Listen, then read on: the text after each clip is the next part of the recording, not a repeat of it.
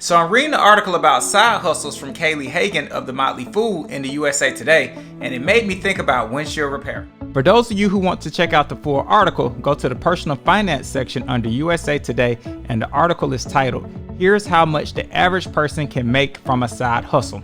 Now let's get into what stood out to me. Choose the right hustle. Hustles range from driving for a ride-sharing company to walking dogs. There are more options today than ever, but they all don't pay the same.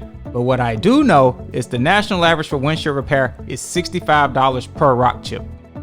Don't forget about the cost. For example, rideshare drivers have to buy gas more often and put more wear and tear on their vehicles.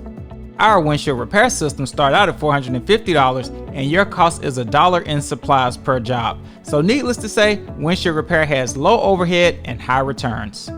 Commit to a regular schedule. If you hope to be profitable, you'll need a regular routine to keep yourself in the habit.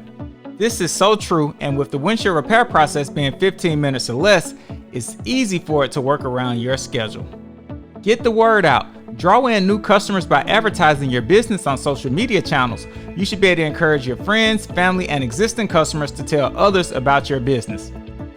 Still to this date, the best business card is word of mouth, and remember, you get what you put into things. Set goals. Keep yourself motivated to grow your business by setting goals for yourself.